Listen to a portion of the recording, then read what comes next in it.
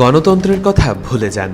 এখানে গণতন্ত্র আসলে কার্যকর নয়, গণতন্ত্র মানুষকে হত্যা করে, ধ্বংস ডেকে আনে। এভাবেই কথাগুলো বলেছেন আফ্রিকার দেশ বুর্কিনা ফাসোর প্রেসিডেন্ট ইব্রাহিম ট্রাওরে। এক্ষেত্রে তিনি লিবিয়ার উদাহরণ টেনেছেন।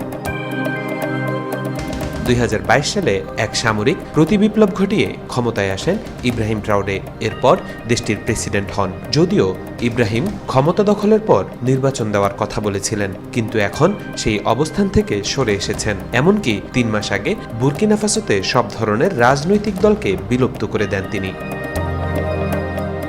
বৃহস্পতিবার দীর্ঘ এক সংবাদ সম্মেলনে সাংবাদিকদের সঙ্গে আলাপের সময় গণতন্ত্রের কথা উঠলে তিনি বলেন, গণতন্ত্রের বিষয়টি জনগণকে ভুলে যেতে হবে। আমাদের সত্য বলতে হবে। গণতন্ত্র আমাদের জন্য নয়, গণতন্ত্র হত্যা করে।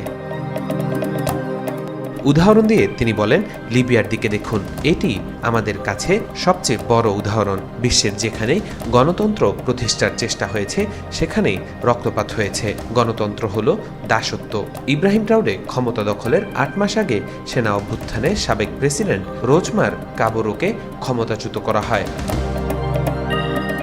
এরপর সেনাবাহিনীর জুনিয়র অফিসার ইব্রাহিম পাল্টা অভ্যুত্থান ঘটান। তিনি যুক্তরাষ্ট্রের বদলে রাশিয়ার সঙ্গে সম্পর্ক গভীর করার দিকে মনোযোগ দেন।